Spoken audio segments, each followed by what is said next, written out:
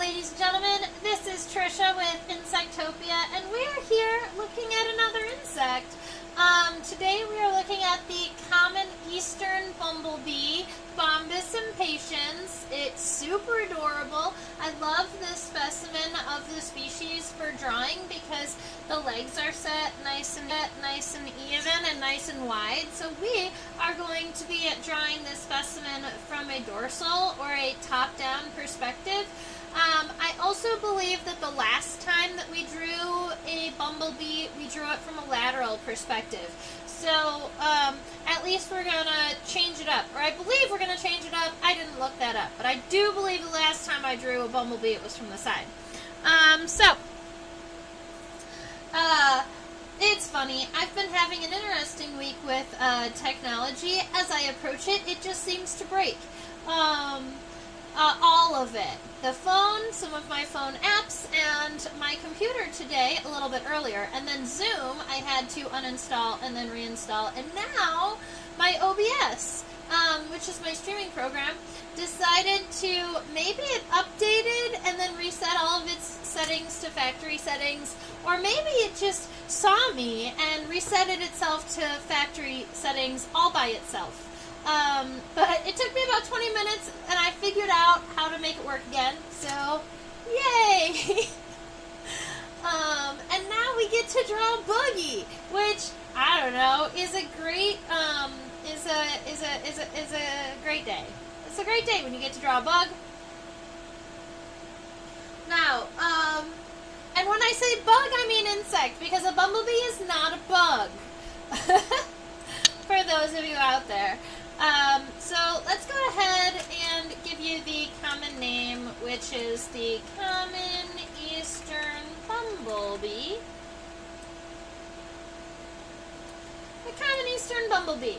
Now, I do believe sometimes when I see this common name written out, especially the common name of bumblebees,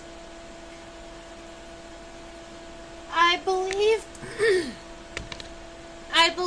that sometimes when I see this name, I'll see bumblebee as one word. And sometimes you see it as two words. And so here is, for all of those people who say bumblebee is supposed to be one word, smash them together, I would argue that bumblebee is meant to be two words, because when you see an insect's name and it is one word, that name is lying to you. For instance, a butterfly is one word and it is not a true fly. A dragonfly is one word and it is not a true fly. But like a robber fly is two words, and that's a fly. Or like a house fly, two words, it's a fly.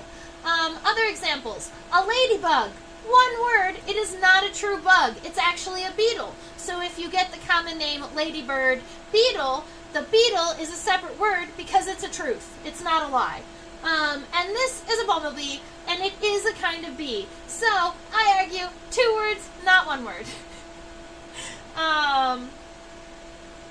You know, there are lots and lots of examples of that in the insect world.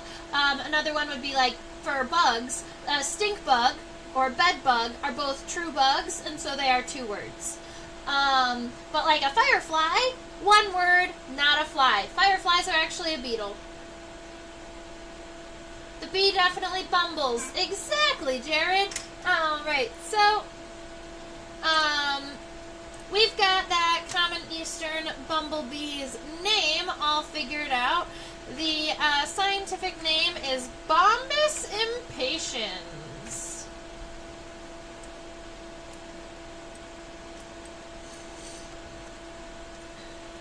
Bombus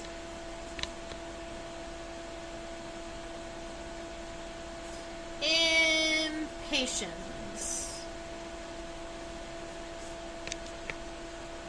Alright, I'm not exactly sure what either of the roots of either of these words mean. I would believe Bombus means something like bumblebee or the sound, but honestly, I've never looked up the root of either of those words. So if anybody feels like it, they can go ahead and share. And I want to share a little bit of bonus information. From an insect that I taught about today. I taught about a fly called a petroleum fly. I'm going to go on a small, itty-bitty, teeny-tiny tangent before we draw this bumblebee, because I feel like it. So I taught about petroleum flies today, and these are actually flies. The maggots will live in the La Brea tar pits. Alright, so they're one of the only creatures that actually live in tar, and they eat the dead animals or the dying animals that fall into the tar, which I think is really cool. But when we look at the scientific name for a petroleum fly, its genus is Heliomya, and Hela, H-E-L-A, was like a person of myth. And she was like the goddess of the underworld.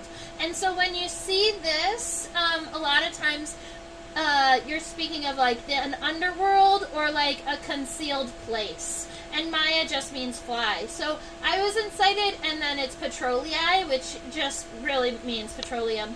And I was excited about breaking that down because I thought it was really cool. And the entire, like, the larvae live totally inside of the tar and can survive living in tar that's like 100 degrees Fahrenheit, which is quite warm.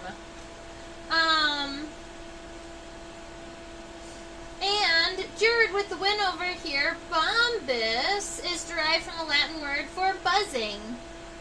So, bumbly, or humming. Cool. Thank you.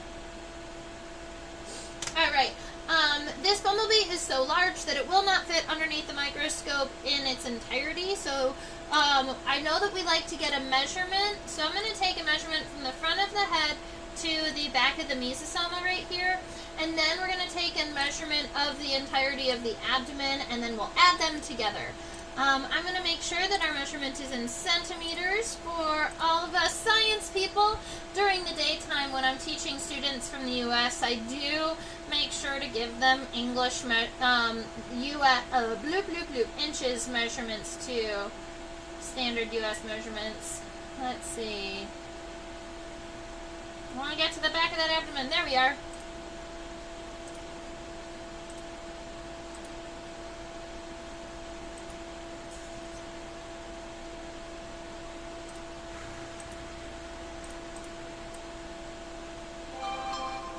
Quite fun.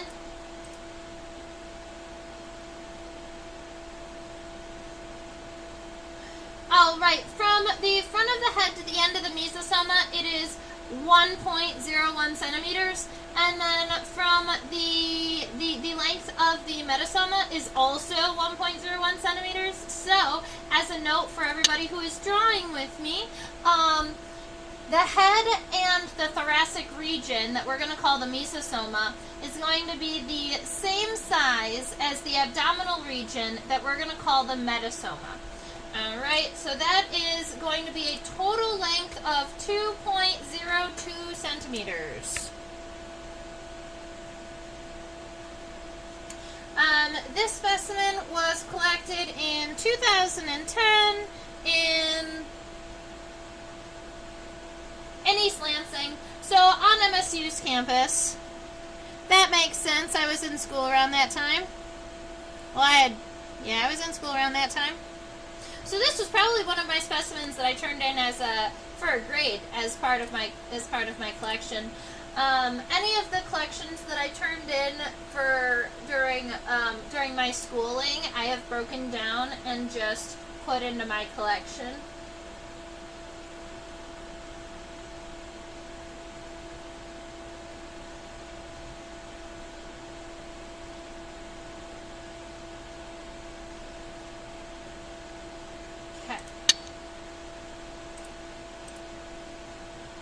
fabulous. Let's go ahead and get drawing. Keep in mind that as we draw this cute little bumblebee friend, I like to do a first very light sketch, and then when we zoom in, that's when I'm going to kind of darken my lines, and we're going to talk about all of the fabulous things. Alright, let's do this.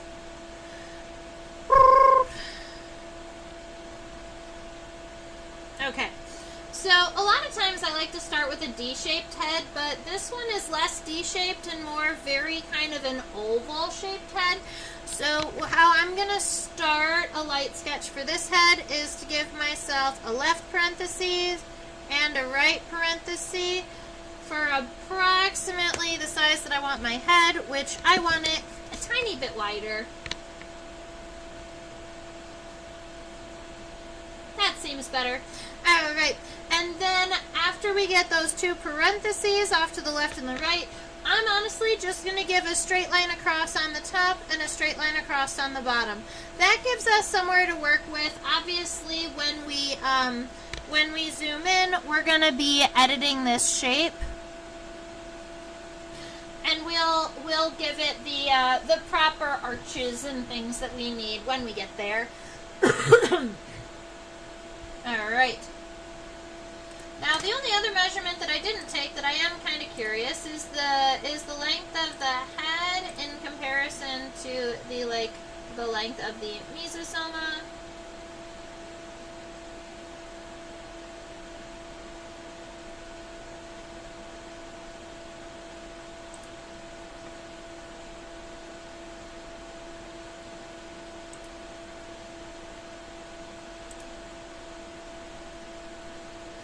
So it looks like the head, does that equal 1.01? I do believe it does. 0.28 plus 0.73 does equal 1.01. So we've got that correct. The head is 0.28 centimeters and the mesosoma is 0.73 centimeters. So we are looking at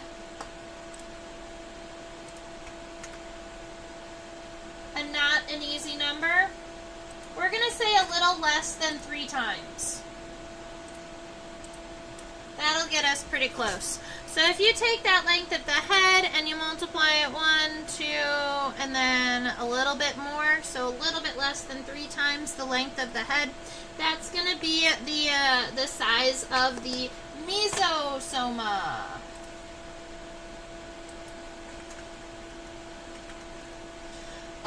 The mesosoma in Hymenoptera, or bees, wasps, and ants, is the word that we use for essentially what everybody else in the world would call the thorax. And there is a reason for that. We're not just being particular because we want a new order of insects to have a new word. Instead of calling this second region the thorax, we call it the mesosoma because Hymenoptera are built a little differently. And down here at the base of the mesosoma is actually the first segment of the abdomen. Alright, the first segment of the abdomen happens right here on the mesosoma. And so when people say thorax and abdomen, they kind of tend to forget about the little one at the end of the thorax. But then when you get to keys and they're like, oh, the third segment of the abdomen, then you have to wonder if they're including the propodium, which is the first segment on the thoracic region or the mesosoma. So we've gotten rid of that confusion and we say the metasomatic segments instead of the abdominal segments. So all of that fun stuff comes down to just because we don't want to confuse people, we make more complicated words.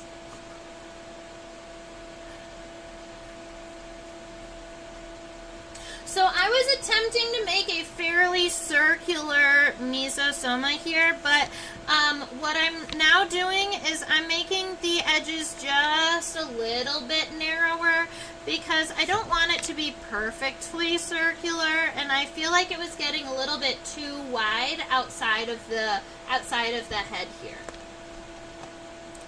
All right, let's scooch.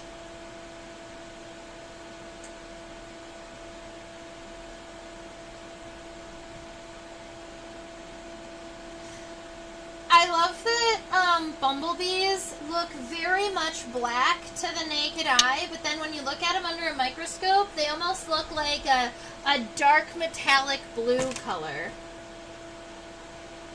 My printer is showing. Let's fix that. Kind of. Alright, now keep in mind that this next region of the body is the metasoma.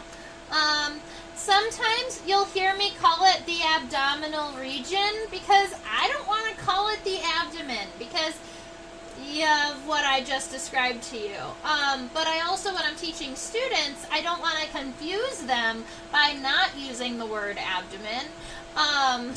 So if I have to use the word abdomen, I'll say the abdominal region, which kind of makes it feel a little less specific.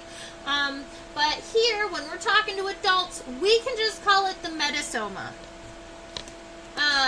So here we are. And as a by the way, the word soma, S-O-M-A, is rooted in the word body.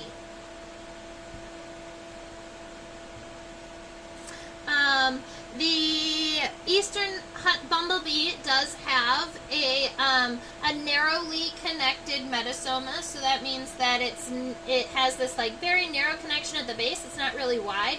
So when we are adding it, I like to just kind of add a little bit of a triangle here because that's going to give that really thin kind of what people generally call a wasp waist, although it's found in wasps and bees and ants, but we call it a wasp waist.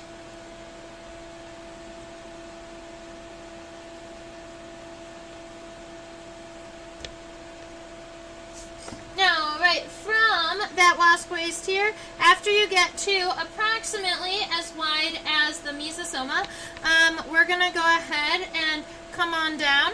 I'm going to just do my little cheater method, and I'm just going to put my fingers, say this is the head and the mesosoma, and then instead of moving my fingers, I'm just going to slide my paper and give myself a mark. That makes it an equal length. And now that I've got that down there, I'm just going to go ahead and give my bumblebee kind of this a little bit of a wide metasoma, and it's going to be wide all the way down very close to the base where it gets like a very wide U shape. It's not going to get really narrow early like some other wasps would. Bumblebees are known for being big and fat and bumbly, so that's what we do here. Alright, that gives us actually a pretty good, working body of the bumblebee for us to zoom in and check out. Sometimes I go ahead and add some of the leg parts, but I think that would add just a little bit of confusion. So we'll leave it like this, and we'll zoom into the head. That's the best part anyway. Oh, and fun stuff. We will see regularly in the insect world these what do we call a word that we put at the beginning of a word to mean something? Like an introductory type word. We'll regularly see these pro, meso, and meta, meaning first and then middle and then end. And so that's why we have a mesosoma, which is the middle body, and then the metasoma, which is the end body. And funny enough, because we have a mesosoma and a prefix, thank you, Jared, because we have a mesosoma and a metasoma, the bug people were like, hey, we might as well rename the head while we're at it. So sometimes in keys, you will see the head referred to as the prosoma in Hymenopteron, in bees, wasps, and ants. And that always makes me laugh because the head is the same. The head didn't need to be renamed, they just decided to rename it to make it make sense with everything else.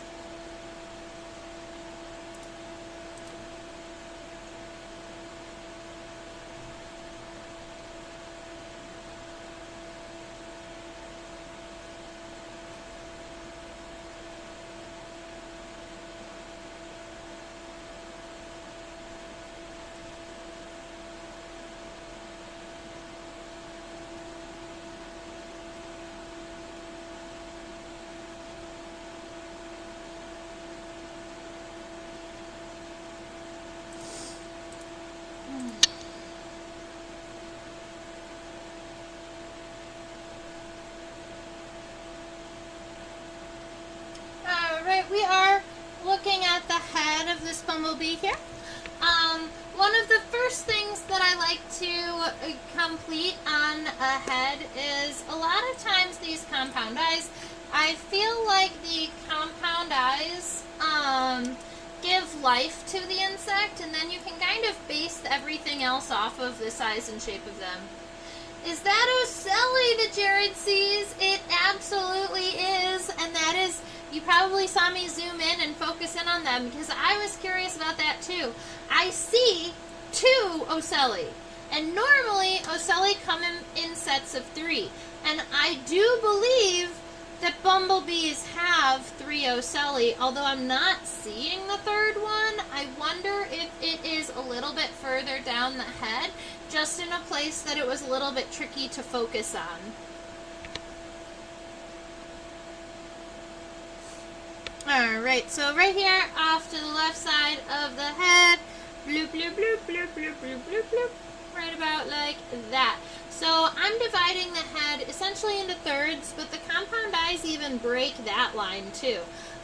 They take up more than 2/3 of the head, which is pretty impressive, and they're nice and roundy.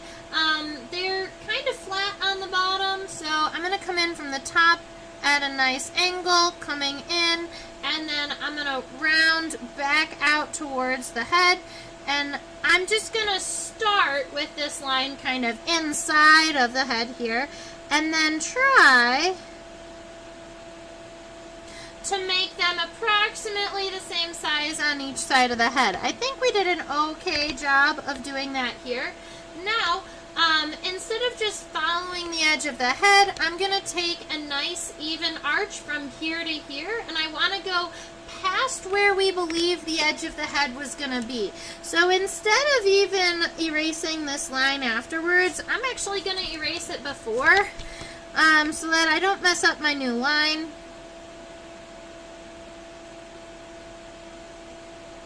And that is going to be my compound eye over on my left side. So let's do the right side here. Erase that little sketchy line on the inside of the eye. We don't need that anymore. Make sure that this eye gets nice and round over the edge of the head. Those are kind of even. I think that the one on the right side needs to come down just a little bit. Let's see if we can fix that really quick.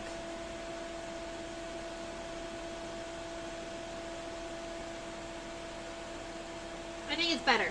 Alright, and then inside of the compound eyes, I like to always add some cross hatching. That is diagonal lines in one direction, and then diagonal lines in the next direction. This is going to give all of those little individual lenses within the compound eyes. All of those individual lenses are called ommatidia.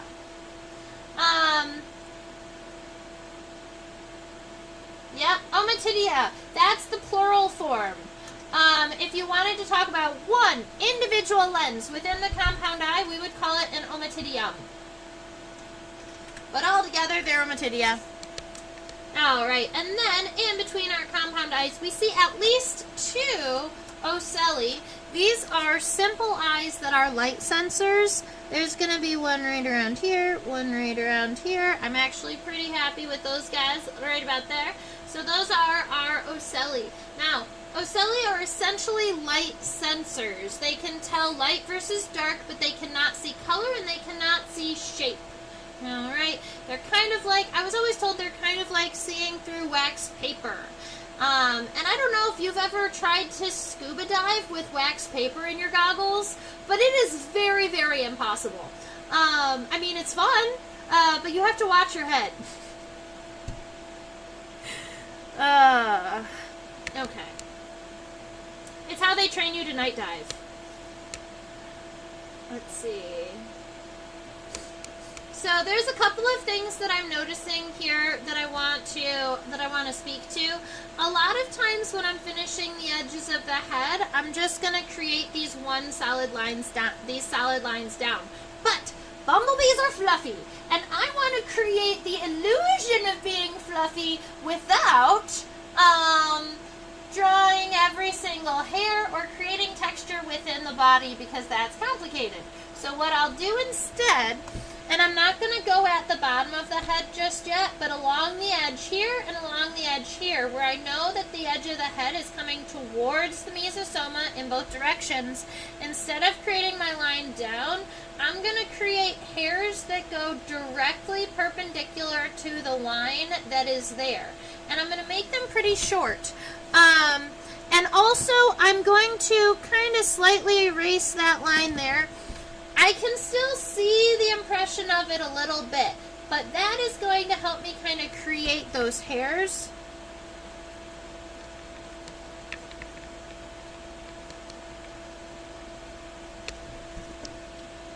And so now we have an outline of the head without having any of those really harsh lines, and then also it looks fluffy. And that is all that we need to do to make it look fluffy. We don't need to do any of the texturing on the inside. I mean, you can if you want to. It's just not my forte. Alright, when we are looking at the antenna, they are geniculate antenna.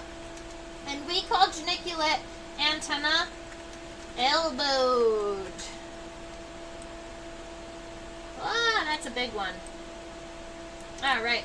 So, we have elbowed antenna here. It just means that the first segment is really, really long, and then the remainder of the segments are significantly shorter, which generally is going to create an elbow in the antenna, because the one long segment cannot bend.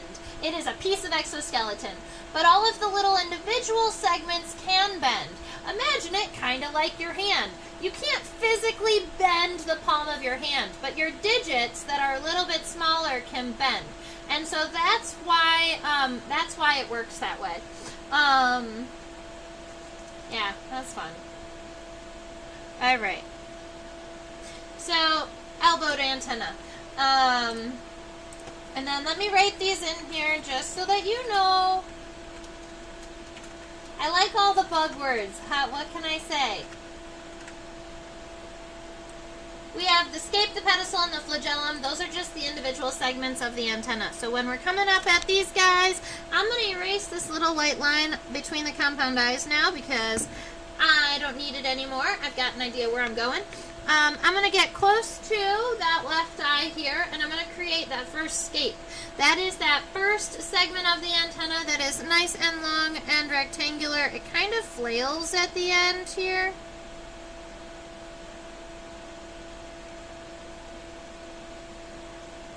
Kind of like that. Although I think I made it just a little long.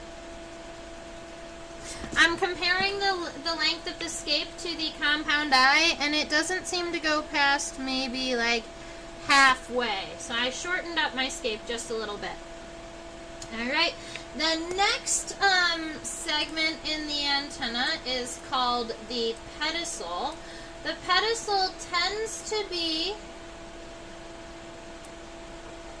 a shorter kind of round segment, so that's going to be this one right there. That's the pedicel.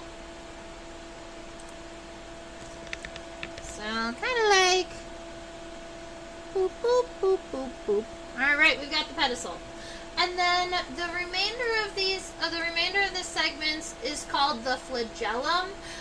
Individual segments are called the flagellomeres. But they have, honestly, they have a long list of names that people can call them. And it makes me laugh the number of times insect words have more than one word to describe the exact same thing. So let's see, we've got 1, 2, 3, 4, 5, 6, 7, 8, 9, 10. We're going to say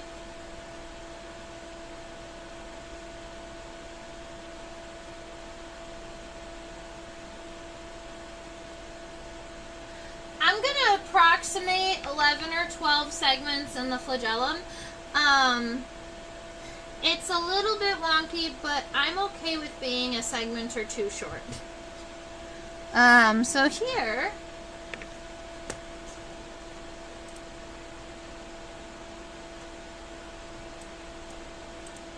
we are.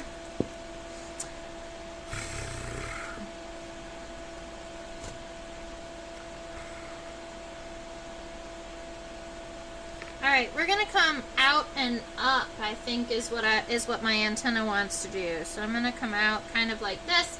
I'm gonna create all of the flagellum in kind of one streak rather than doing them individually. Round it off at the top, a little bit narrower than the base, and then come all the way back down.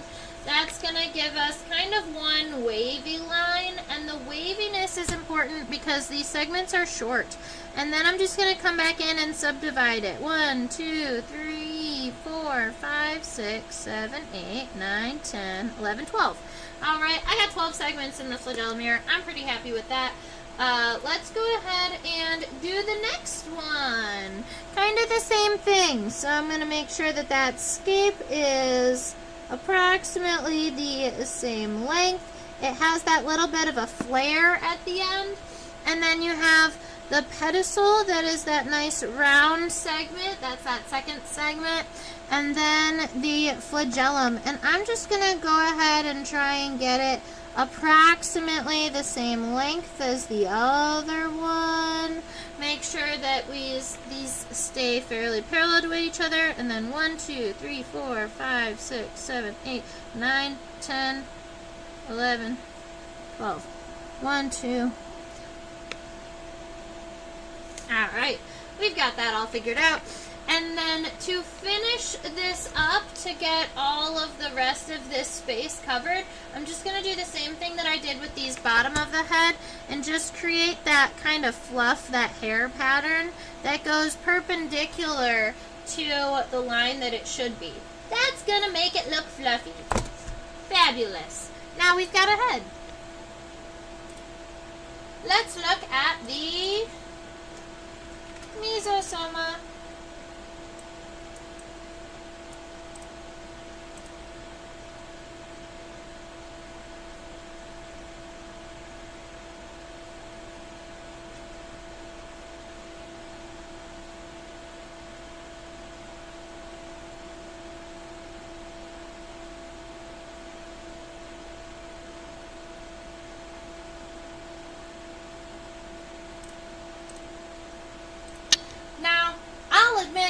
Mesosoma on a bumblebee is literally just a big ball of fluff. Now, if you want to say that in a more scientific way, the mesosoma is primarily setose. That means hairy, or, I mean, as my favorite word, a fluffy. Alright, so setose means covered in hair. Covered in bug hair, at least. Alright, and then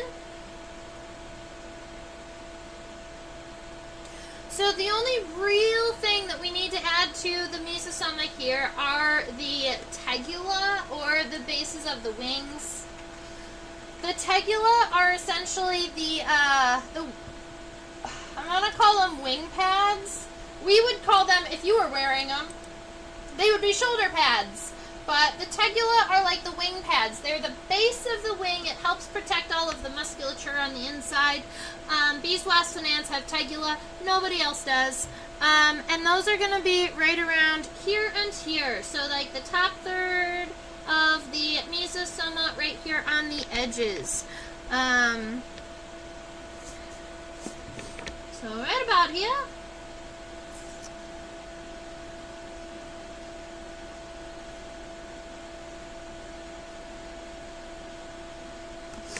Alright, we've got tegula.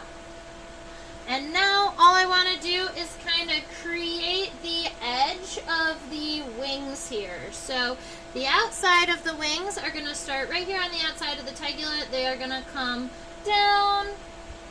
They do kind of wrap around the metosoma a little bit. So I'm just going to kind of create my line coming down at an angle like this. And then I want to make this same angle on the other side. So those are the outsides of the wing. But then I do need the inside of the wings. These are bees. It is a bee, so she does have 4 wings, 2 pairs. They're kind of narrow at the base, and they do get a little bit wider, but I don't want to I don't want to create much more of my wings because we can't see past that point. So I'm just going to create my wings past the mesosoma so that we can kind of see that. Now, around the entirety of the edge of this, I'm going to create the fluffy lines that we created on the head. With the exception of, I think that my mesosoma is a little bit almost too circular now because as we zoomed in, it almost looks like a round square. So what I mean by that is I want to kind of create, I want it to come out just a little bit more on the top, like this, but narrower, like that, but different.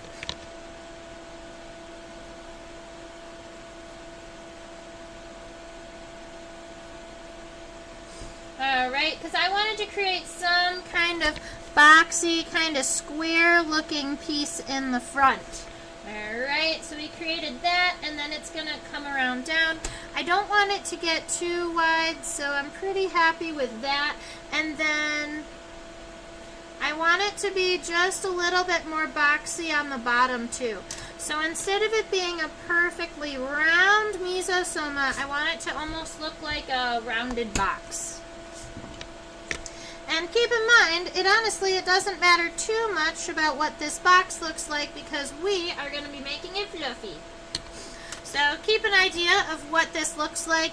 You can erase your lines slightly like I'm going to be doing, or you can leave them there, draw it over it with a pen, and then erase the pencil. That's always an option, and I do have students that do that preferentially. But this way, I still can see the outline of that mesosoma pretty well, and the perpendicular lines to these should fill everything out. So I'm just going to start here from the edge.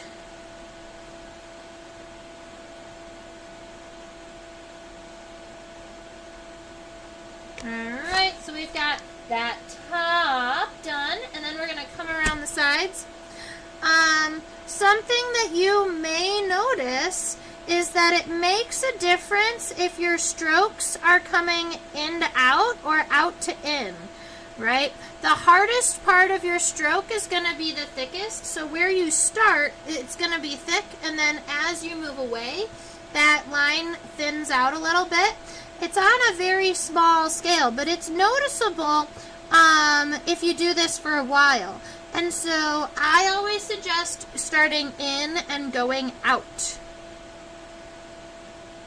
I also don't do as many when I go underneath the wing because there may be some wing venation I want to kind of throw in there.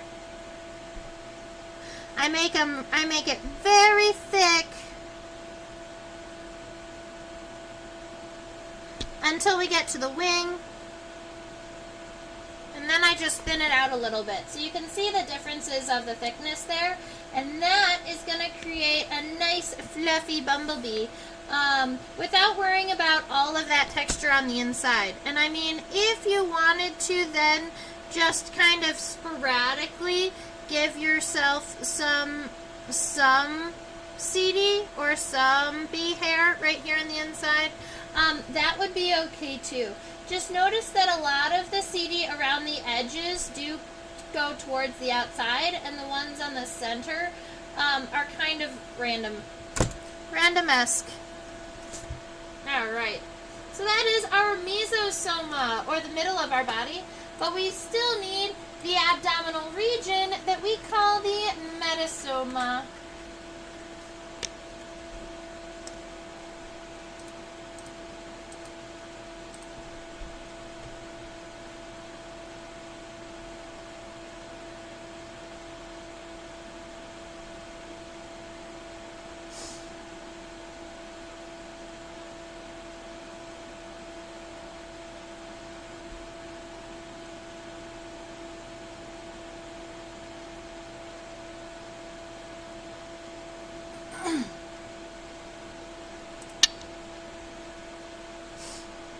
Very good.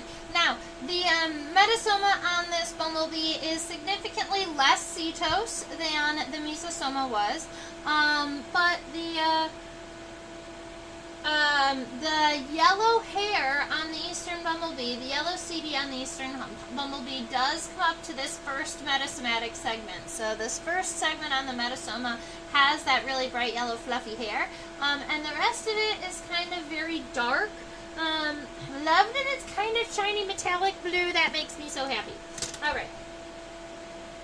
1, 2, 3, 4, 5. I'm going to turn this bumblebee. See if I can see how many. 1, 2, 3, 4, 5. I would believe there are 6 segments. 1, 2, 3, 4, 5. I can only count 5, but the last little bit is so covered in thick hair that I can't see the exoskeleton, and I believe that there is a smaller segment there. There are 5 visible segments, and I believe there are 6 total. I would have to actually take off the labels and turn it upside down to see that to confirm. But we're gonna go with 6. I'm happy with that. All right, so starting off right about here, what I'm gonna do first off the bat is just give myself some light lines because I want to kind of subdivide this abdomen before I go. I want to make sure that the abdomen is still approximately the right size. So that's good. We've got 1, 2, 3, 4, and then this last one I do believe is divided in half, but it's like really short to the bottom, so 5, 6. Alright, so that would be my approximations of our abdominal segments. 1, 2, and 3 are fairly large. 4 got really, really narrow, and then we've got 5 and 6 itty bitty teeny tiny at the end.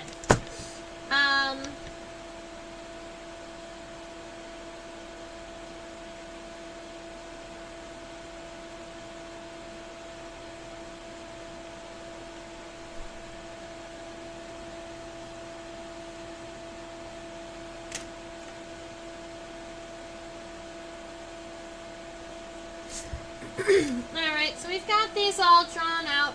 I've taken the abdominal segments and I've kind of viewed them out really, really, like, I've drawn a U but then stretched it out so that it's not really pronounced, but it does have a slightly downward curve, I guess is what I would say.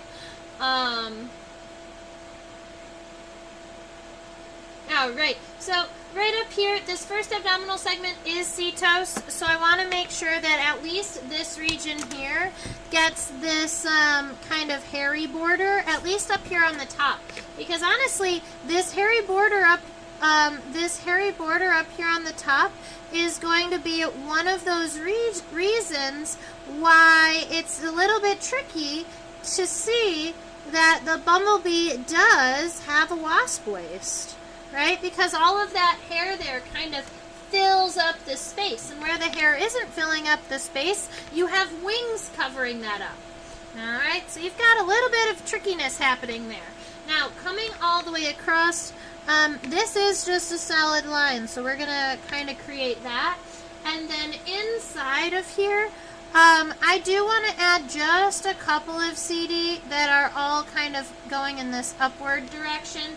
That's going to show that, hey, yes, this isn't common eastern bumblebee, because a lot of times bumblebee species, at least here in Michigan, are identified and determined by the yellow colors on the abdomen. In fact, there's a really, really cool flashcards that I was given by a bee lab that they were using to site ID bumblebees in the field. And it showed all of the metasomal colorations, and that was really fun. Okay. Now, the rest of this, all the way down to the 5th and 6th segments, are fairly smooth. So I'm just going to take this line here and this line here all the way down to the edges, and then I'm going to cross this over. So on metasoma segments 2, 3, and 4, we are actually pretty smooth, and I'm just going to let it be nice and smooth. And then 5 and 6, these are very, very cetose. And because we can't see, it's so setose that we can't see the segmentation here between these two in real life. What I think I'm going to do is I am going to, just once again, lightly erase this so that I can still see it, but when I go over it, you're not going to be able to tell where it is. And I'm going to give it the hair all the way to the end of this sixth segment here. So kind of like this. And then I'm going to come back in and I'm going to do that line that is in between the fifth and sixth segments that happens to be right about there. And then I'm going to sporadically add more throughout this fifth segment, because that is going to ensure that we drew exactly what we saw, which is a very fluffy end of the abdomen, which I love. Alright, so we've got a head, a thoracic region, and an abdominal region, or a prosoma, a mesosoma, and a metasoma. Let's draw some wings. Wings! These are what we call membranous wings. That means that they are clear wings that we can see veins in.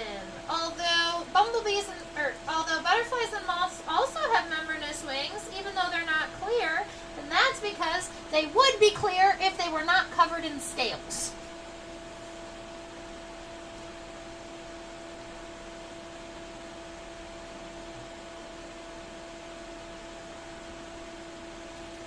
I'm hoping to fit the entire wing inside of the viewer, which is why it went sideways. But now I think what I'm going to have to do is kind of show the wing on an angle. I think we can fit it though.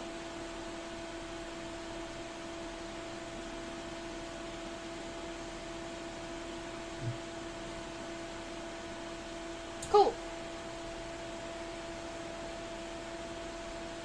You can even see the submarginal cells. Alrighty. First things first, wing shape. Get the wings shape done. The outside of the wings are longer than the inside of the wings. The inside of the wings end right about here. So I would say right about bloop, bloop, bloop. I'm gonna, let's say, the end of metasoma segment 3.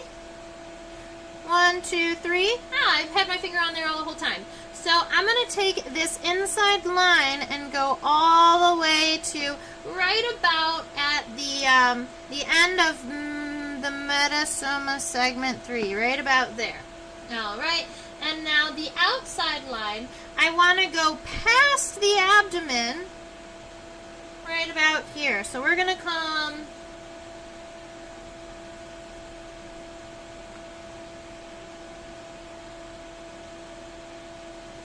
right about there, and then we're going to connect these lines diagonally, nice and smooth.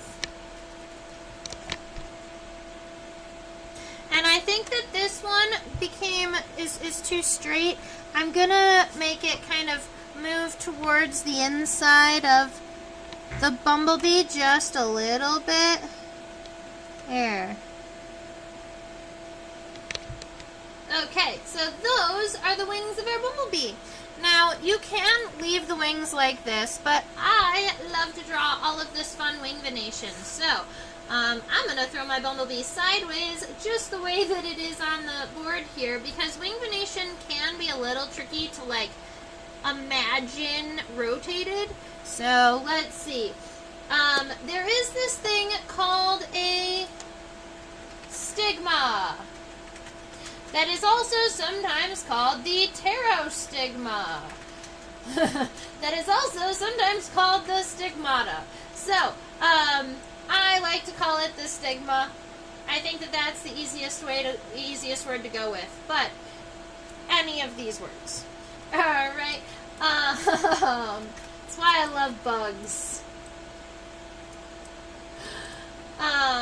The stigma is this dark spot. It's going to exist right about here. And sadly, we can't really see the stigma too well from this angle, but what it is a small dark spot on the wing about 2/3 of the way down. Looks a little bit like that, just kind of a dark spot at the margin of the wing. Now, from this stigma, you have the final wing, the final cell here on the wing that's going to look a little bit like so. All right, we've got that guy. That is what we call the marginal cell because it's on the margin of the wing. Now, underneath the marginal cell, you have 3 submarginal cells. The 3 submarginal cells are one of the identifying characteristics for the family of, that bumblebees are in, which is Apidae. And so from here, we get 1, 2, 3 wrapped around this guy here. So we're going to call it 1. The second one looks almost triangular, which is kind of fun too. And then 3. All right, those 3 submarginal cells are identification characteristics, so I always like to make sure that those make it into my sketches. The rest of the cells, in my opinion, at this moment, don't matter. So, I'm going to darken the front edge of the wing because that is also a vein called the coastal vein. We also have a subcoastal vein that's going to kind of run parallel and very narrowly to that. And then we are going to have a series of cells in here because they do have complete wing venation, which means they have more than 6 cells in their wings. But we're going to say 1, 2, connect a couple, connect a couple, connect a couple, but don't make it to the edge. Happy with that. And then along the edge here, I do kind of like how the edge of this wing kind of looks like it has a little bit of a fingerprinty vibe. So I'm just going to create some like little very light kind of squiggly lines here at the end. Not like the veins, a little bit lighter that just shows, hey, there's some like texture here that's kind of cool. So that is the wing on the left, complete out with wing venation, and here's the wing on the right, just kind of plain, doing its thing.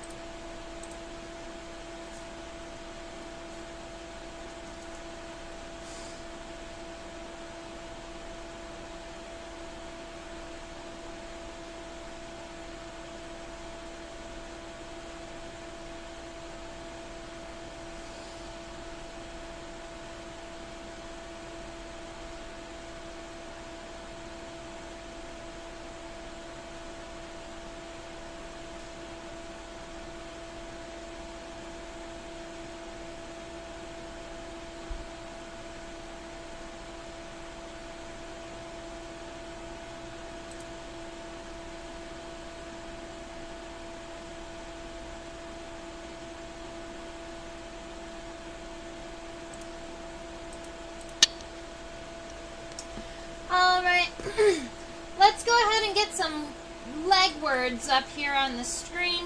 I can actually see the coxa here, so let's go ahead and add it. But primarily what we're going to be talking about is the femur, the tibia, and the tarsi.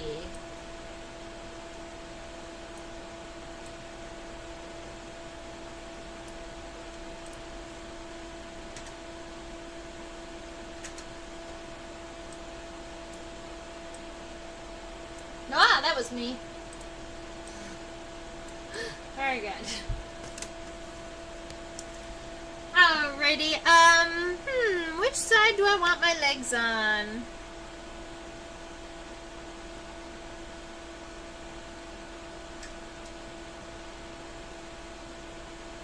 I think I'm going to draw my legs on the left side so it looks all complete on the left side and kind of bare on the right side.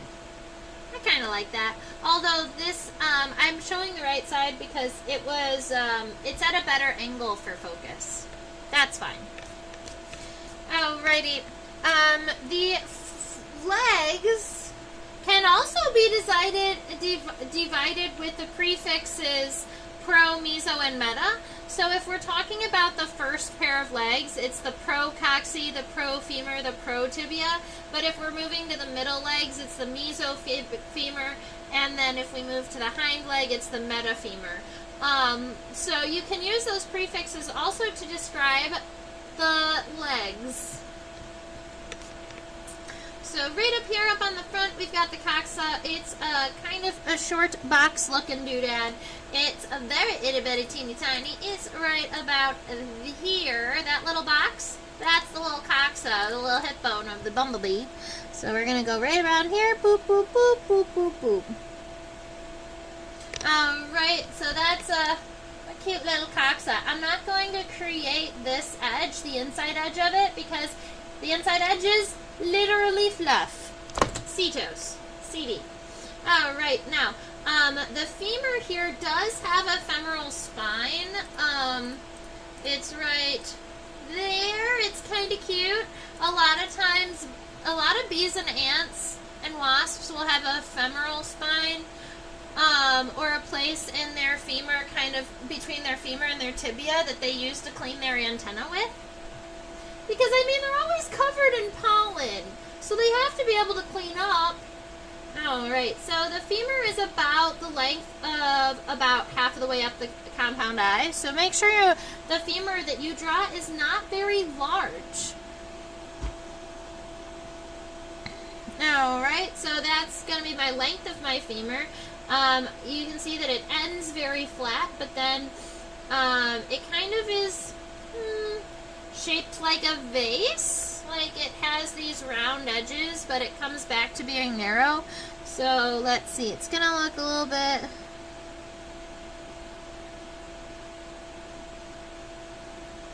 It's going to look a little bit like that, but maybe less so. Maybe it needs to be a little bit narrower.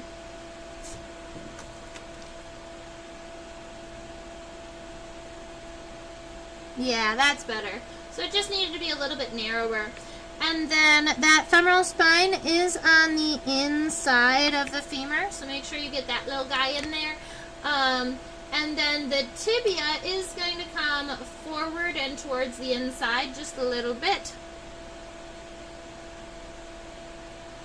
And this one, it does just go straight up though. You could do that. I'm going to angle it in just a little bit. The tibia is halfway up the antenna. It is longer than the femur, so we're going to say that the tibia is going to go right about up to here, and it does stay very narrow. Happy. Alright, so we've got a little tibia here, although I think that this line on the outside kind of came in a little bit. Not happy about that. That's better. So we've got that tibia. And then we have tarsal segments here, but I want to change the focus a little bit so that we can see those tarsal segments a little better. And maybe even zoom in on the computer.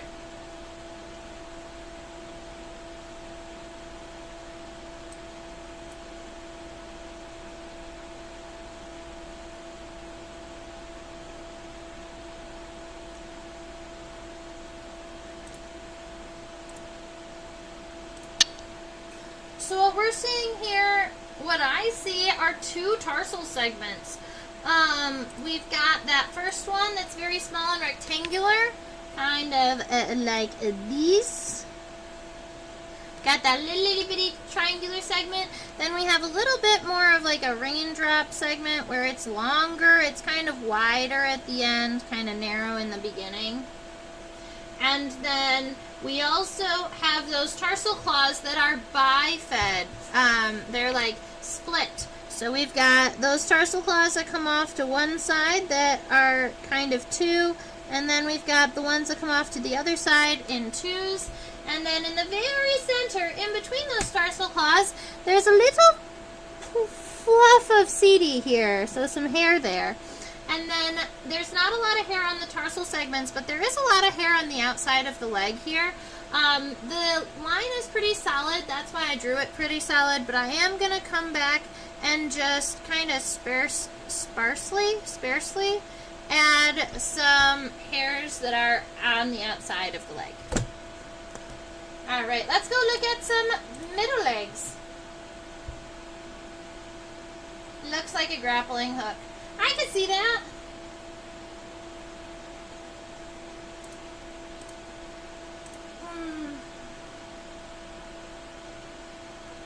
Whoa. Looks like the left leg had a traumatic something happen. That is a little bit of glue, and it still doesn't have its full tarsal segment, so we're going to go to the other side again, where it does have a full leg.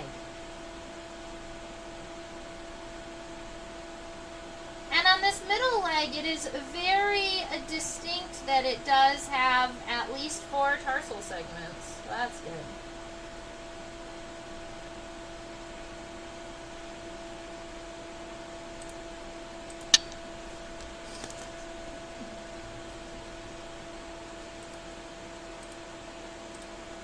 Alright, so I know that the legs in this bee kind of move up a little bit after the femur, but in reality, those legs should be kind of going down after the femur because the front legs move forward and the middle and hind legs generally sit backwards. So, I'm going to go ahead and fix that. The middle legs are coming out from right about, I would say right about here. So that is the approximate halfway point on the mesosoma. Yeah, that's approximate halfway point on the mesosoma. Make sure that we still can see that square box-like coxa. So I'm just gonna give myself kind of a square here. That's the coxa. That's where my that was really wide. This is the coxa. It's going to be where the femur is connected to. Don't make it too wide or your femur will start out ginormous. The femur is not very long, so just make sure that it is bulbous and it's going to be angled slightly down, but not that far.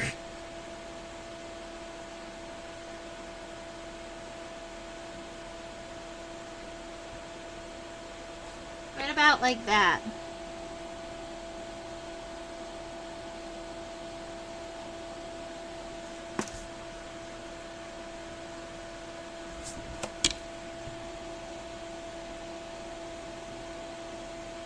Alright, so we've got that femur kind of coming out. Now I want the tibia to be moving in a downward direction. The tibia is narrower than the femur, but it is also longer, so... Ah! That doesn't look good. It needs to be even wider than that was. Which means that my femur ended a little bit too narrow. So we're fixing that right now. Alright, that's a decent tibia. So that tibia is coming in a downward direction. The femur does have long hairs coming off of the bottom of it and kind of shorter hairs coming off of the top. And then the tibia has hairs coming off in both directions, so might as well add those now because I feel like it. Alright, then we have 3 triangular tarsal segments. That is 1, 2, 3 triangular tarsal segments, and then right here at the very end we get that raindrop segment, so narrow at the base, kind of round towards the end. And I bet you if we zoomed in, the tarsal segments on this middle leg are also 2. Look at that. That's so cool.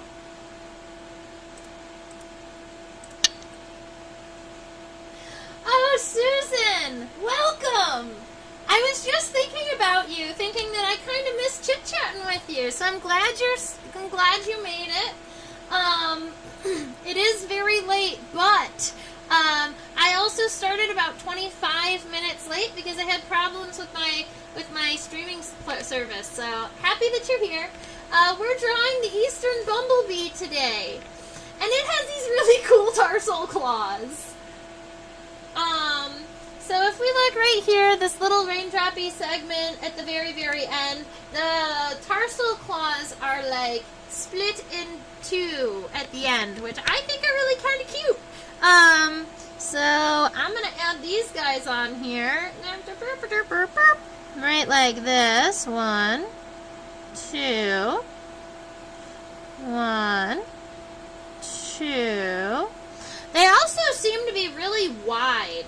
A lot of tarsal segments are a little bit more like together like this, but the bumblebees seem to have like really wide tarsal segments. Also, that comb of hair in between the tarsal claws on the middle legs are way more pronounced and almost brush-like than they were on the front legs, where they looked almost like fluffy and hairy.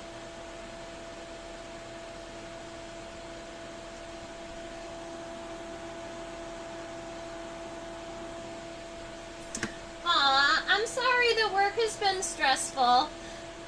I am glad to bring you a pick-me-up in the form of cute little tarsal claws. Alright, now,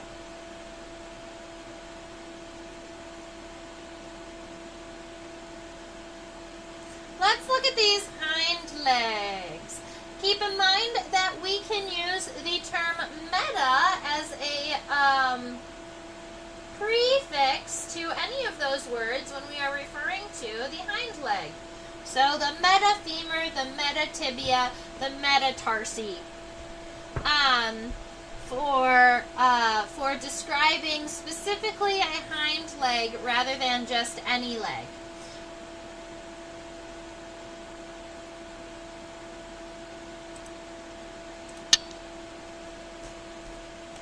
Alright, now, maybe I'm going to check this right here. Alrighty, so, the hind leg of the honeybee is connected to the mesosoma, or the second body region, but it's connected like way here at the base, and by the time we actually see the leg, it actually looks like it's coming out right about... It actually looks like it's coming out right around here. Alright, so if we imagine this guy kind of coming out in this way, admittedly the coxa, where we can see it in our visual here, that's because the wing isn't flat like we drew it. The wing is rounded around the body just a little bit.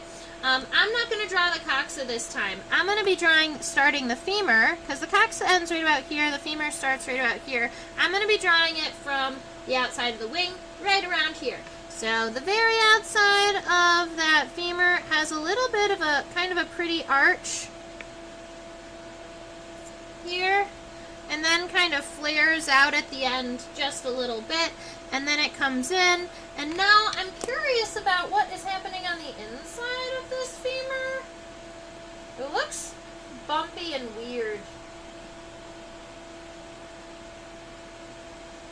It's just the way the hair is. I don't know if you want to see this. I don't think there's a structural difference in the femur. I think that it is just the hair. Alright, so it's going to come back kind of up like this.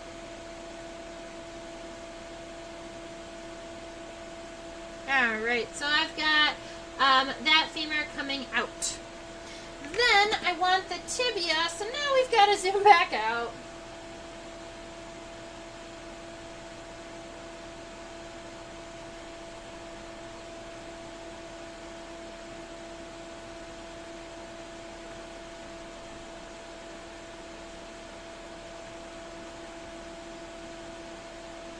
Oh no! I may be lying to you. I'm lying to you. Well, shish kebabs. I thought something felt weird.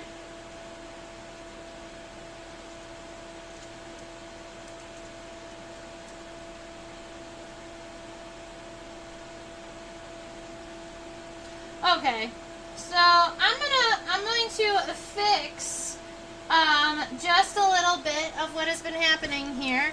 As it turns out, this little bit of a segment that we could see coming up from the bottoms on both the middle and the hind legs, not just on the middle and the front legs, that was actually the end of the femur.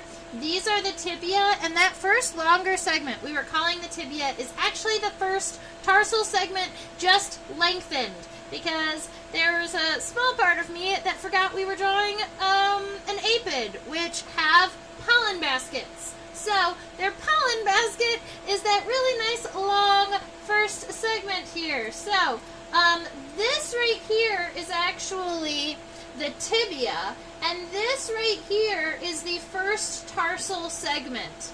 All right, just shift all of those words down just a little bit. I apologize for that.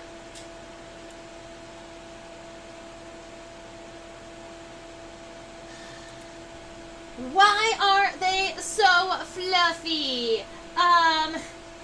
It is not for warmth, it is for collecting pollen. Yes, they want to collect pollen literally all over their body, because they have unique combs on their legs that they will use to comb the pollen off of their body and press it into the pollen baskets, which are right here. This first tarsal segment right here, that's a pollen basket. So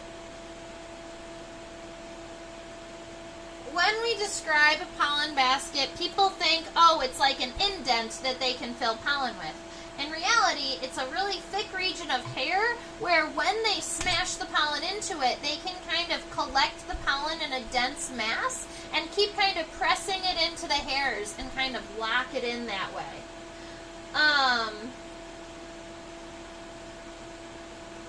So that's why, yes, they do want to catch pollen all over. In fact, they want to be a great pollinator. Bumblebees are our #1 native pollinator in the United States. All right. Yes, the European honeybee does better at pollinating, but they are not native. All right, so this common eastern bumblebee is going to be the most common bumblebee here in Michigan and is the #1 pollinator that is native to my region. Kind of cool. All right, so that's our tibia, and then we've got a tarsal segment that is a little bit rounded. Notice that, oh my goodness, something has gone horribly awry.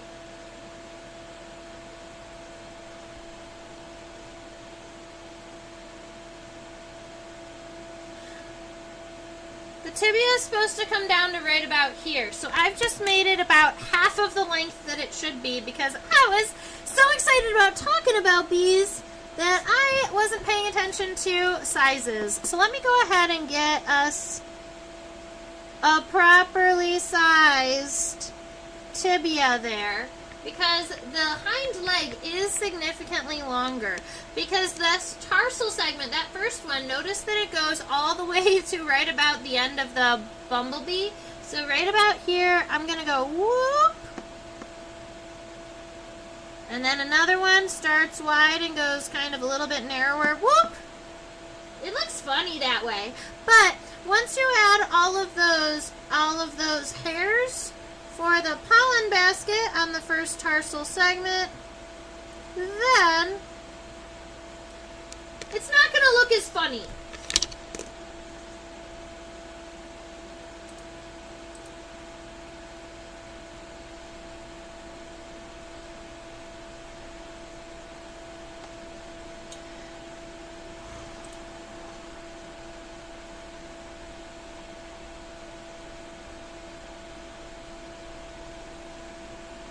Boop.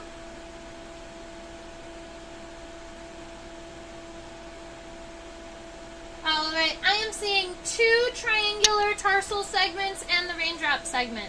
So starting right about here, we're going to have 1 triangular segment, 2 triangular segments, and then the raindrop segment that's a little bit wider at the end.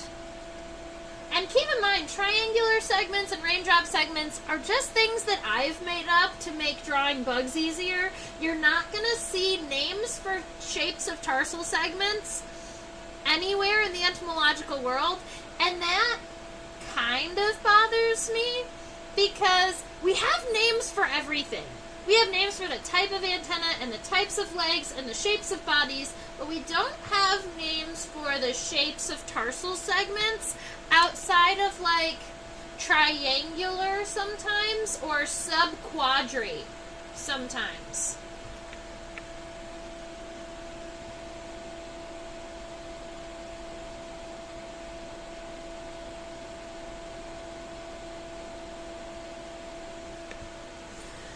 Alrighty, let's go back and make sure that I didn't forget to add any hair to this segment because I want to make sure, yeah, it's nice and light through here, so I'm just going to come back in and add not a whole lot of hair like on the rest of the body, but just some to give it some detail. And that is such a cutie patootie. Alright, is the pollen basket only on the rear legs? Yes. The pollen basket is only on the hind legs. A good time for a plug for one of my favorite books, A Sting in the Tail by Dave Goulson. Ooh! That time the Brits kidnapped Scandinavia's bees. I love both of those things. I am writing down this book. I do not own that book. Someone should buy me that book for Christmas. No. I'll find it. A Sting in the Tail.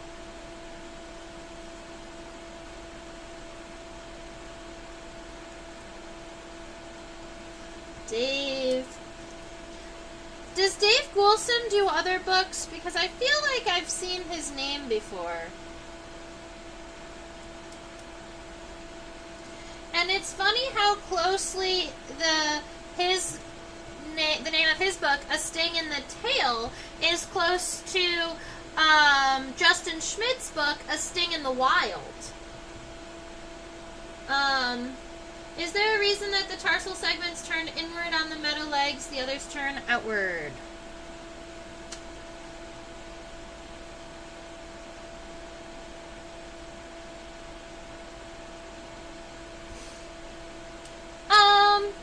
No. There isn't a good reason. It's just the way that I drew them. And I guess that if I was to actually zoom out and look at the tarsal segments, even on the hind legs, they are supposed to move out a little bit. I was just breaking the rules. Although tarsal segments are kind of like wrists in that they can move in either direction. So, my bee just decided to be a little cross-legged at the end.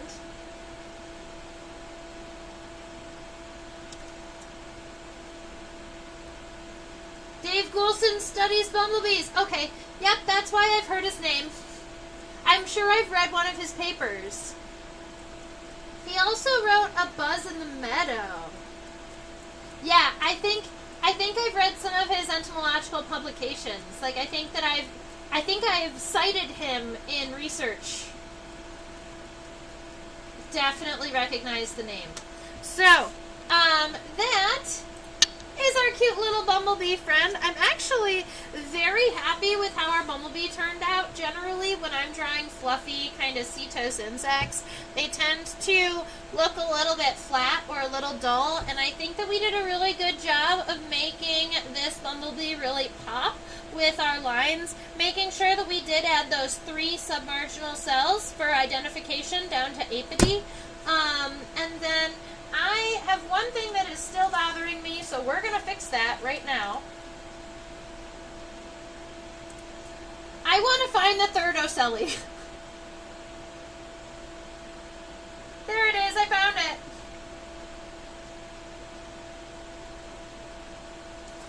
So, Susan, we haven't actually looked at the bumblebee head on yet, and I know that that's something that I love, and I know that you love it too, so we're going to look at the bumblebee head on. I'm going to zoom out a little bit so we can get the entirety of it, and from this angle, let's make sure that that focus catches up to where it's supposed to be. Yeah, there we go. Okay. From this angle, you can actually see the third ocelli. It is forward of the two that we've already drawn. And you know what? I am going to finish the set because it bothers me that we only have two here. Especially when I was 95% sure there was a third one we just couldn't see from the dorsal perspective. And I know if we couldn't see it from a dorsal perspective, maybe I shouldn't be drawing it in. But it just looks so much more complete that way. All right. So, do we have hairy eyeballs? I'm noticing that the pollen basket segment is curved about the same radius of the curvature as of the body, perfect for combing. Exactly. I love that about it. Oh, check this out.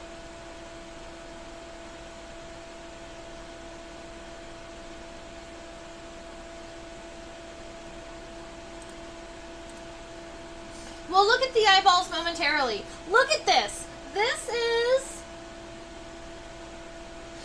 is in between the tibia and the first tarsal segment of the front leg.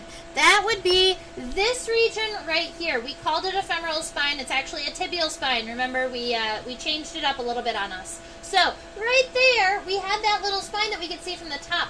But what you couldn't see is that there is a physical notch at the end of the tibia and at the beginning of the first tarsal segment, so that when this notch that's kind of like right here closes, they can grab onto their antenna and comb their antenna through it.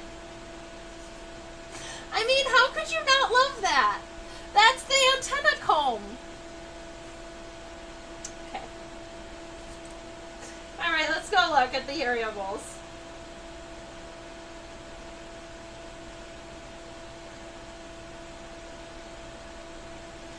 So, honeybees do have hairy eyeballs, but as it turns out, bumblebees do not have hairy eyeballs.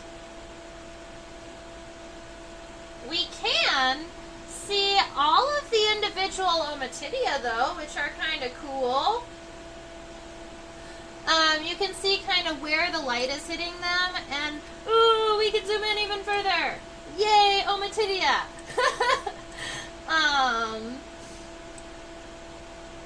The math behind that has got to be really cool.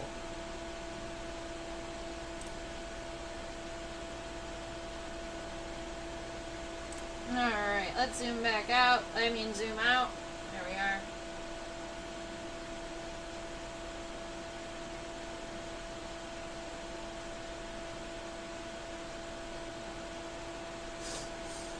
So this is the mouth part of our bumblebee that includes a handful of things. Oh, let's go ahead and zoom out just a little bit further and I can show you I believe it's the clipial suture.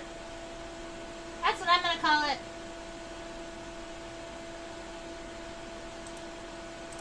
Alright, so, right here, this is the clipius, spelled like this. And then if you look at the line above and around it, so like this line right here, and then this line that comes down, and then this line that comes down, we would call that the clipial suture, which is essentially just, hey, this is the line that separates the clipius from the rest of the head. A suture is where two plates of the exoskeleton meet and create a line. Kind of like where the two plates of the tectonics of the planet meet and create a... Oh my goodness. Someone can fill in the blank. Because I know bug words, but as it turns out, I don't know geography words. What do we call where two tectonic plates meet? A fault line. You still have a line, but we call it a fault line. So in bugs, it's a suture. In the planet, it's a fault line. Same thing. Thank you, Susan. I appreciate it.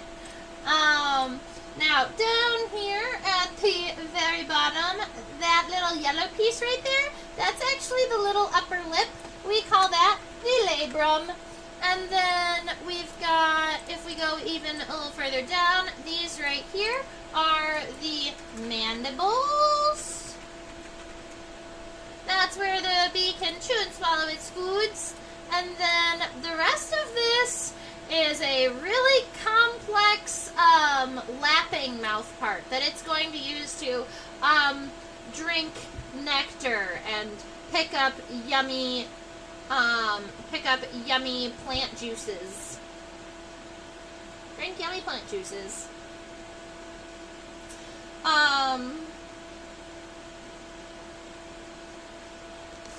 Yeah, that's that. I don't know. Are there any other regions of the bumblebee that we would really like to see before I head off today?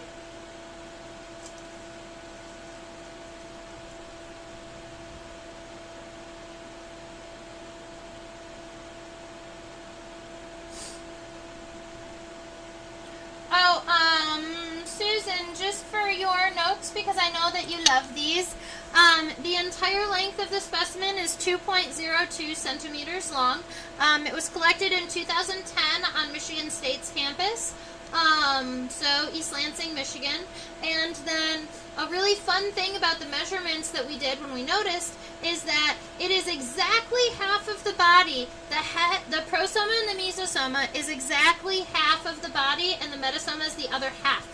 So if you break 2.02 down from the head to the end of the mesosoma, it is 1.01 centimeters, and then the metasoma is 1.01 centimeters. Yeah, let's go look and see if we can see the end of the abdomen. I don't know if the stinger is visible. It might be pulled into the body, but we can look.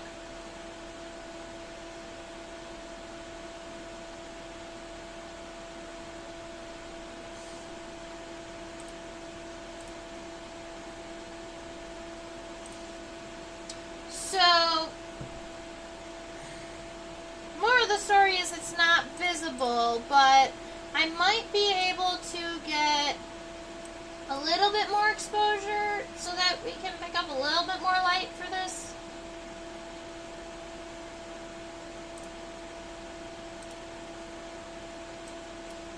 That's not more light.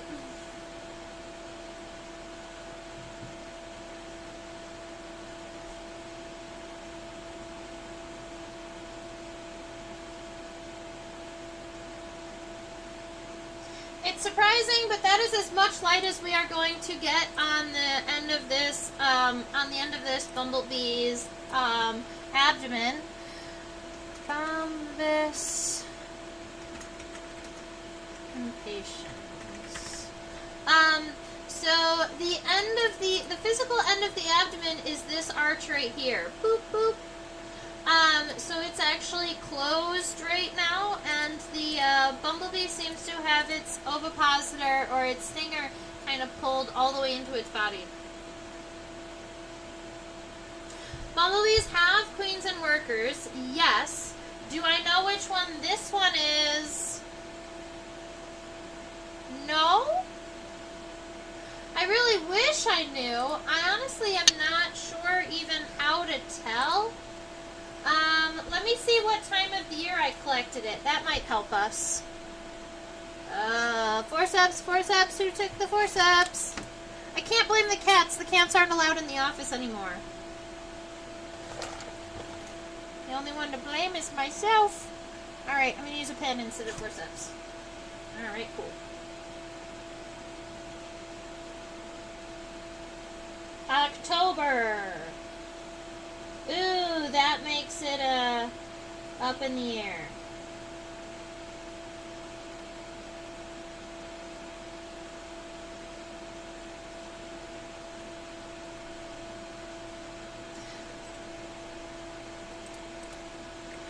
to tell a queen bumblebee.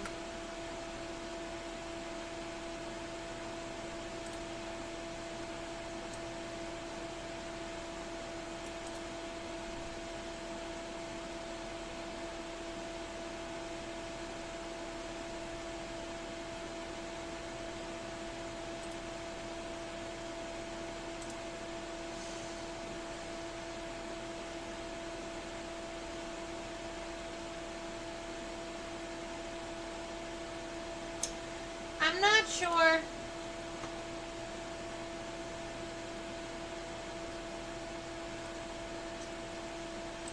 Yeah, with queens, I do believe that it doesn't matter if you are a I don't think it matters if you are a queen, a worker, or a drone. I believe all bumblebees have pollen baskets, even though some of them don't use it.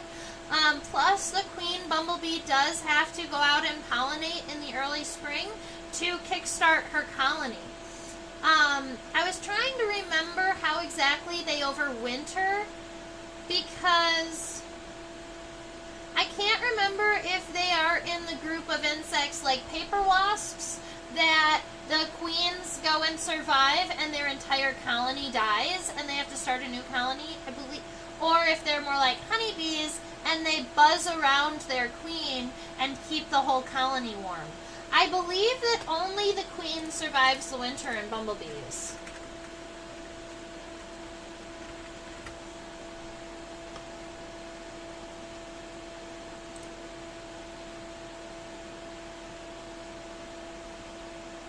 Yeah. So, in the grand scheme of things, in the fall, which is when I collected this bee here, the queen bees will leave their colonies and find a nice place to hide for the winter. So they'll burrow down into like a stack of leaves that might keep them nice and warm. They might find like an already made hole in a log. I don't believe they're going to chew into a log like some queen paper wasps will. But they are going to find themselves kind of like a nice cozy place to overwinter, and then all of their workers die in the winter time, so only the queen survives.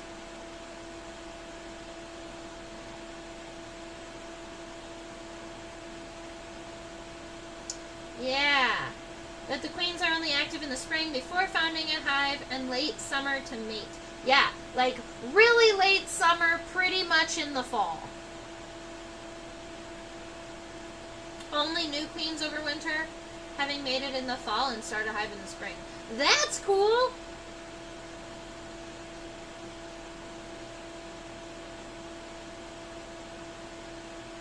I mean,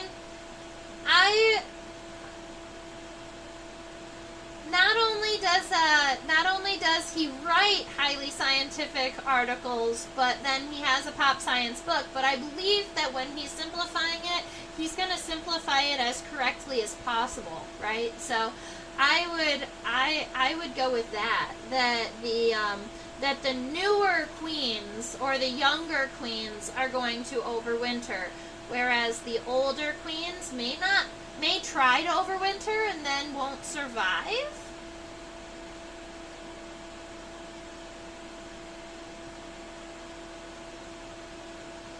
They say the queens have a length. Well, let's move this into from centimeters to inches.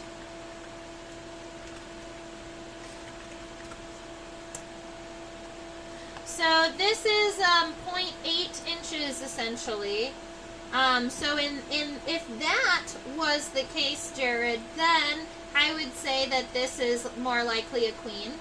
And I think that due to the time of the year, it was collected in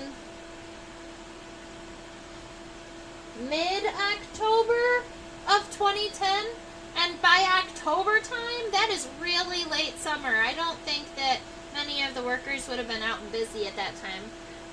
Ooh, how do the mouth parts of bumblebees and carpenter bees differ? Do carpenter bees have bigger mandibles? Let's go look.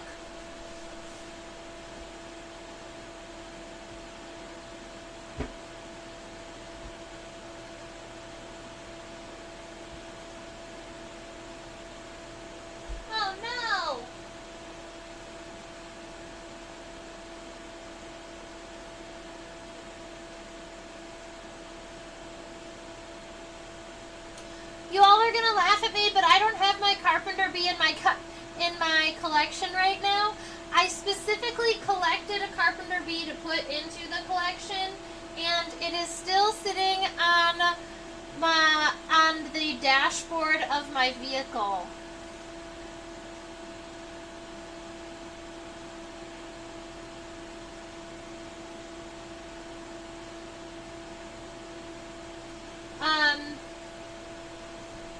Let's see.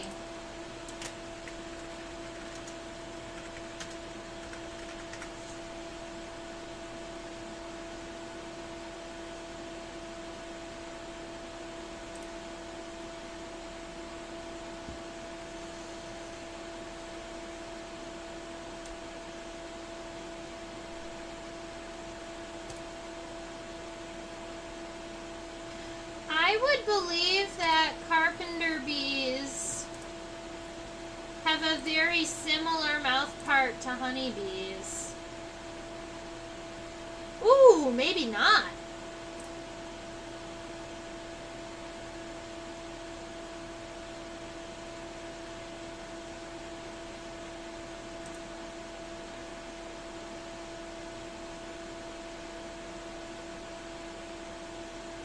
Alright, I am going to refer you to this image, which is an image from the ID Guide to Wild Bees of the National Butterfly Center in Mission, Texas.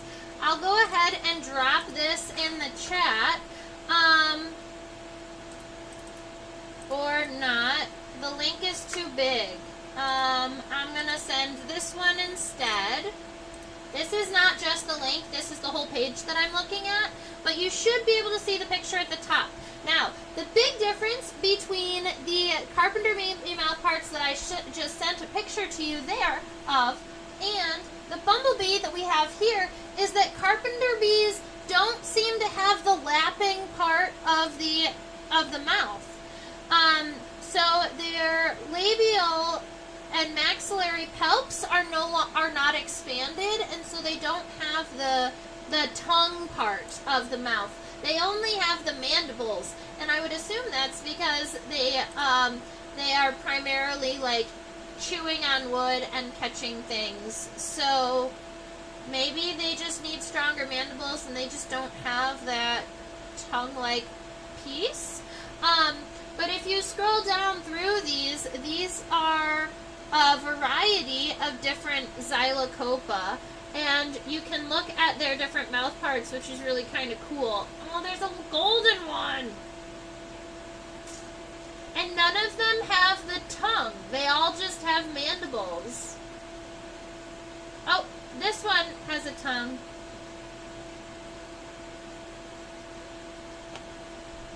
Maybe it folds under its mouth?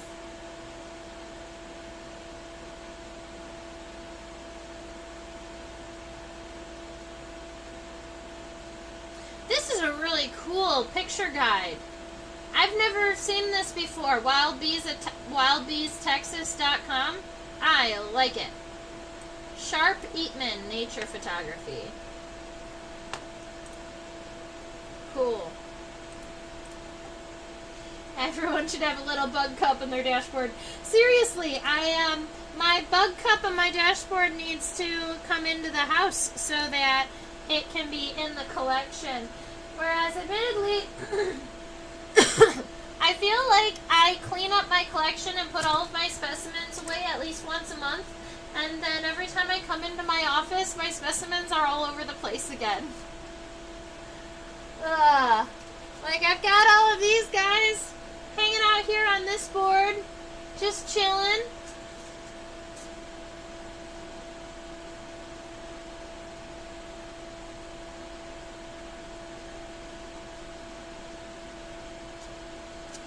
Okay.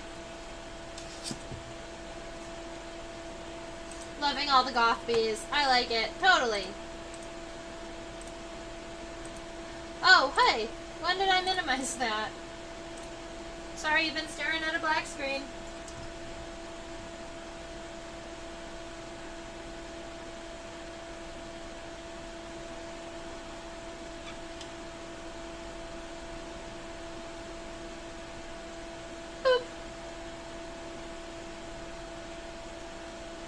That's about even. Very good. Alrighty, so I'm going to go ahead, let's see, we can go this, oof, like this. So this is my drawing of the common eastern bumblebee, Bombus impatiens. I've got it completed on the left and kind of blank on the right a little bit with those geniculate or elbowed antenna, the big compound eyes, the walking legs, the big cetos mesosoma, and then the abdominal region. I am going to go ahead, I think that it looks a little bit too bare right here, so I'm just going to add a couple, because there are hairs on this region of the metasoma. They're just really dark black hairs. They're not the yellow ones, so they're not as distinct, but they do exist. So I think that I'm doing it a disservice by making it look so bare. So there we are. We made sure to add those 3 submarginal cells there, and I guess I could have angled these tarsal segments out a little bit, but I think it's pretty cute. So that is our drawing for today.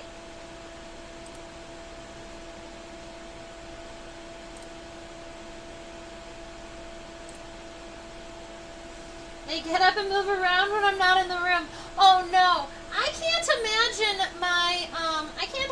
all of those specimens in my car getting up and moving around when I'm gone. Especially because I still have a fairly large walking stick in my car. That would be kind of funny.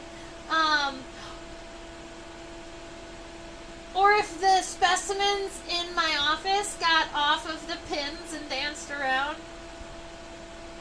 That's dark. Okay.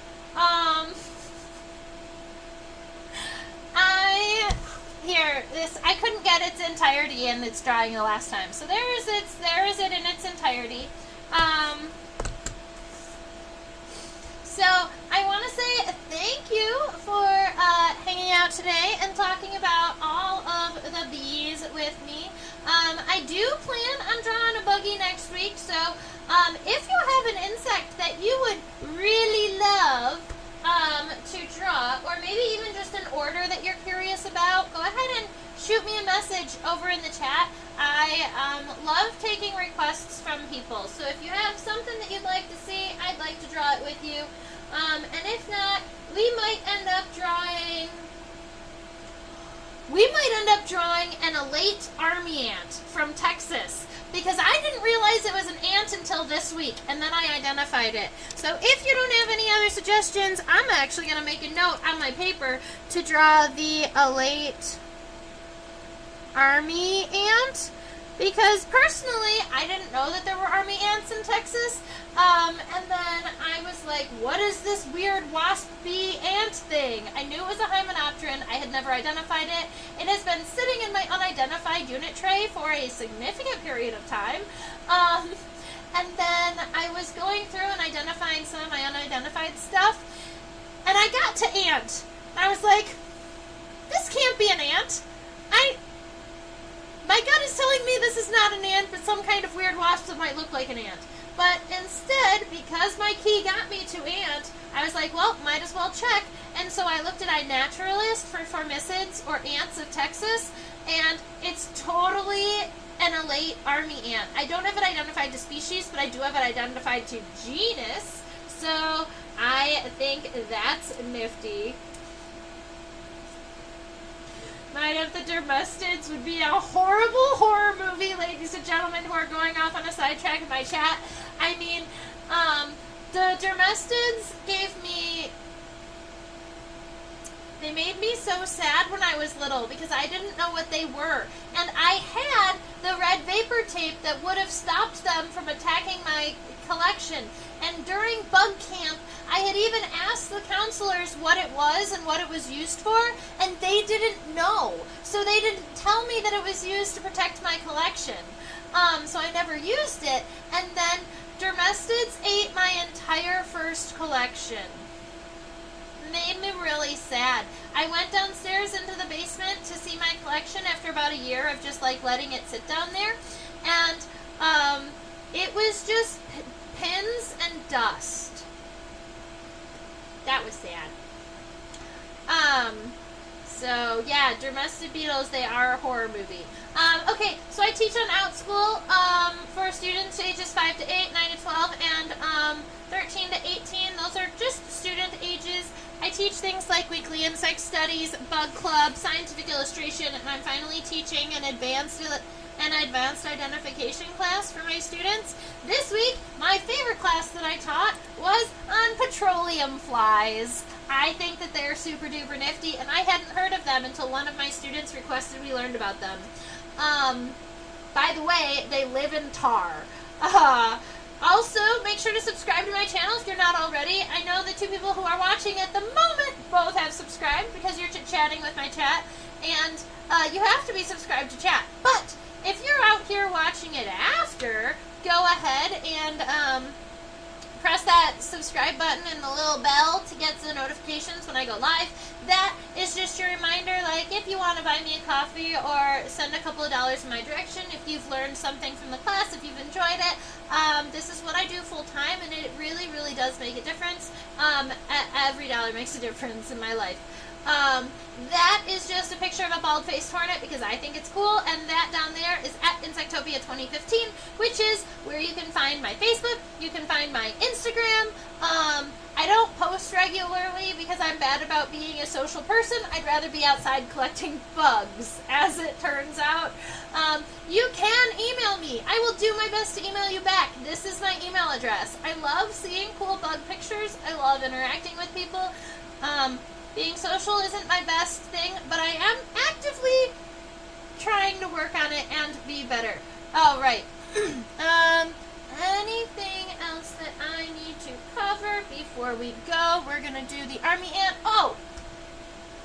I have plans for next year.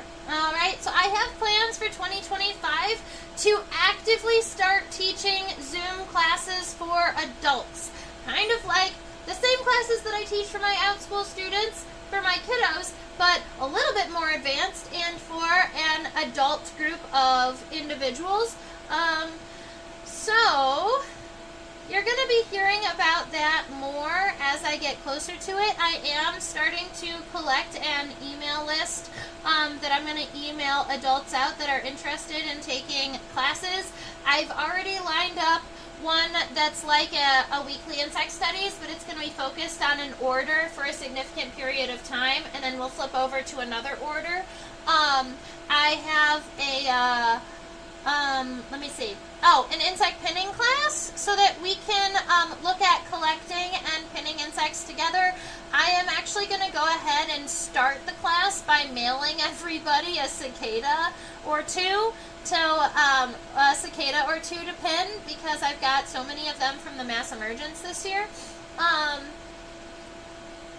A biomonitoring class where I do all of the aquatic stuff, so it's probably going to be somewhere between 8 and 10 weeks, and then it's going to cover identification of aquatic insects. It's going to cover all of the math and the ratios for the indices, for bioindicator indices, things like amount of oxygen, amount of pollution in the water, those types of things. And then I do want to start like an advanced insect identification course that is going to be focused around the keys in the Boer and DeLong textbook. I have 6th edition, but I think I'm about to buy 7th edition of that book. So that is starting next year, and I'm really super stoked about it. You know, it might work great, it might not, but we're going to try it because I've been writing all of these ideas down as people have mentioned them to me, and I would really like to get some of them going. So they're definitely going to be posted about, and I'm going to create groups and events for them on Facebook. So if you're already watching me on Facebook, you can go ahead and do that. And you're going to get updates about that also on this live stream. So if you're here and you're hearing me chit-chat about them, we love it. Other than that, oh, it's been a while since I've done forensic entomology, but it would be kind of cool to teach like a degree day, like a 2 or 3 day degree day class where we did all of the math behind estimating postmortem intervals.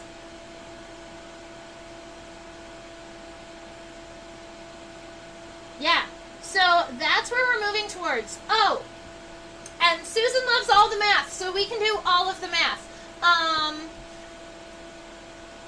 This year I went to 16 cities traveling with the World Oddities Expo. I was all over, generally on the eastern side of the country. We didn't cross the Mississippi more than 2 or 3 times this year. But next year, I'm going to be in 26 cities. So I'm going to be traveling regularly on the weekends, and I'm going to be posting those cities that I'm going to be at coming up really soon on my Facebook page, so you can check those out and see when I'm closest to you, and maybe you can come and see my booth. I sell my macro photography. And I hold my tarantula and scorpions with people. So if you come to one of the World Oddities Expos, you'll see me. And I've been teaching. I've been giving an insect intercourse class or talk at some of the Oddities Expos. But I'm considering turning it next year into insect superheroes and talking about like record-breaking insects, like the fastest flying and the fastest running and the quickest movement and the tallest jumper, like all of those things, because insects beat out all of the animals in everything. All right, when you compare it to body size and not just flat rates. When you give it to body size, like the freaking there's a frog hopper that actually physically has gears in its hind legs because it jumps. It puts off so much pressure when it jumps, and it let me double check the number so that I don't get this number wrong.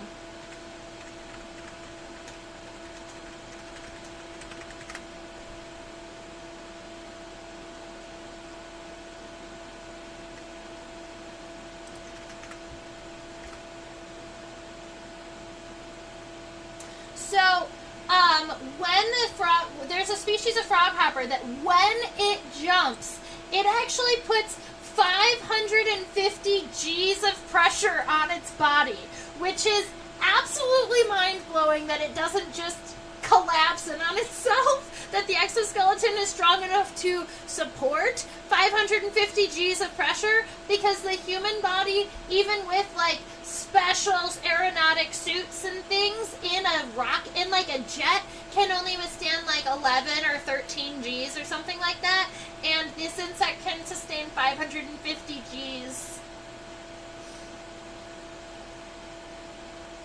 Are those the beetles that don't land on their feet? No, these are frog hoppers. They are a true bug. They do land on their feet. They're fabulous. Okay.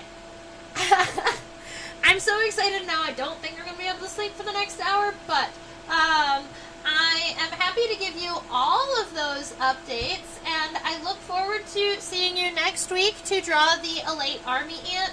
Oh, and after next week is going to be the last drawing session of 2024, because I would like to take the day after Christmas and the day after New Year's off, you know, for family and recovery. So,